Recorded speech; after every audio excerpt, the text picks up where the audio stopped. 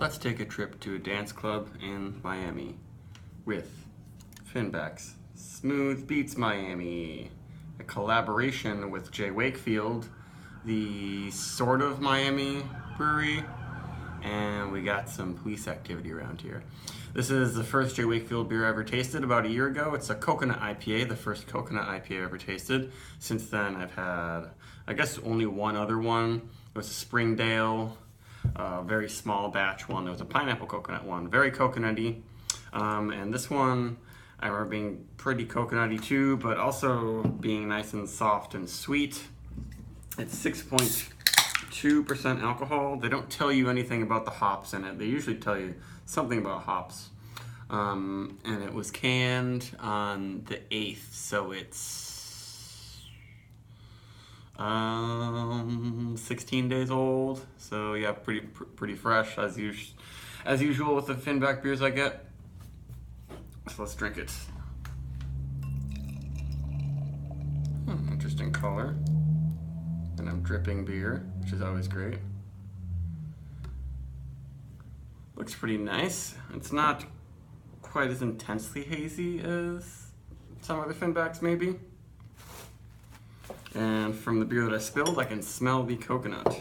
Coconut is one of the more controversial beer ingredients out there because so many people complain about it smelling like suntan lotion. I've never had that bad of an experience with coconut things just because I like coconut. But I think I had some other coconut IPA and I smelled that, and then my friend went and grabbed like a coconut scented, body product, and we're like, yep, that's a very different smell. They don't say if they use toasted coconut or anything, but I assume they do.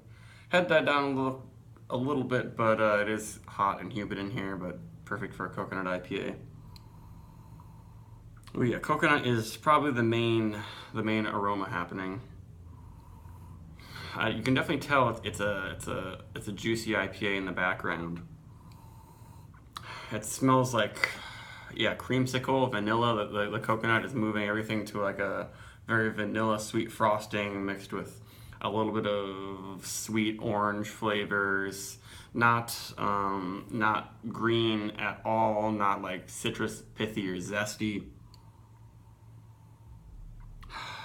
It smells like rainbow sherbet almost. But the coconut is rather strong.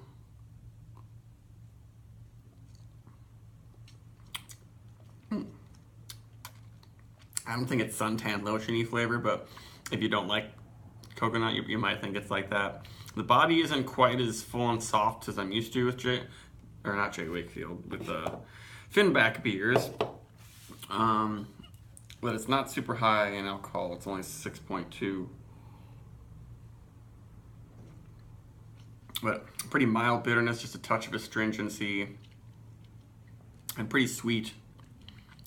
Oh, no, I guess there's some bitterness in there.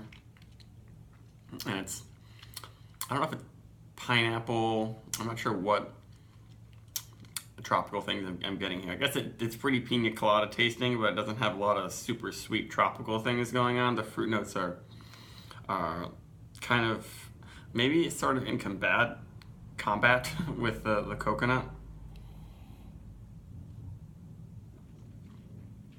And the feel, yeah, it's a little bit spritzier and mineralier and seltzery. Usually the Finbacks, I don't notice that feel, but the coconut, of course, may have had some effect if they just kind of like aged this beer in coconut or threw it into the beer. That if they dry coconutted it, throwing in coconut after the fact, like they would do with hops. Let's see what happens if I pour the rest in there. Definitely looks pretty nice. It looks like on camera not quite as bright. Let's see if I can bump up the lighting. There we go. Yeah, it's not super opaque. It's not the murkiest beer. You can sort of see there's a shadow behind there. And the head is nice, but it's kind of bubbly.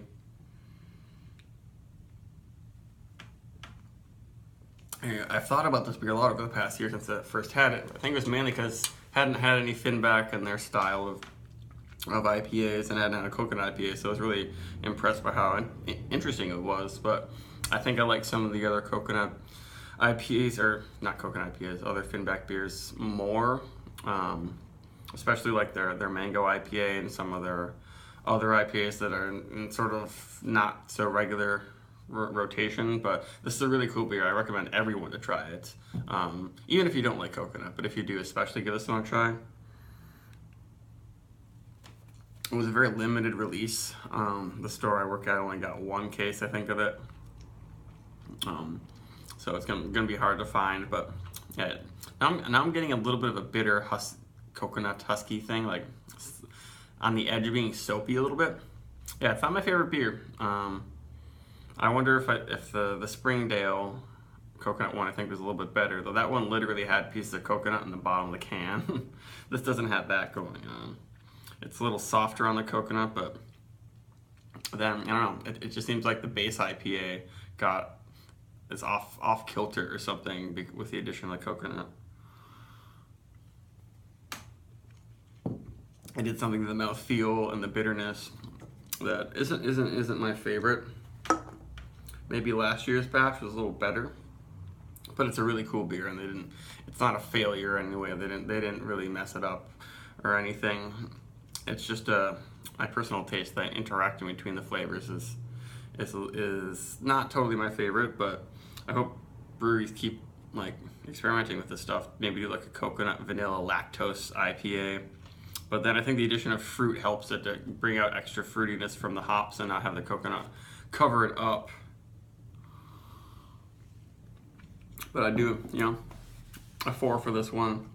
At least. I was expecting it to be better, but I'm not necessarily disappointed.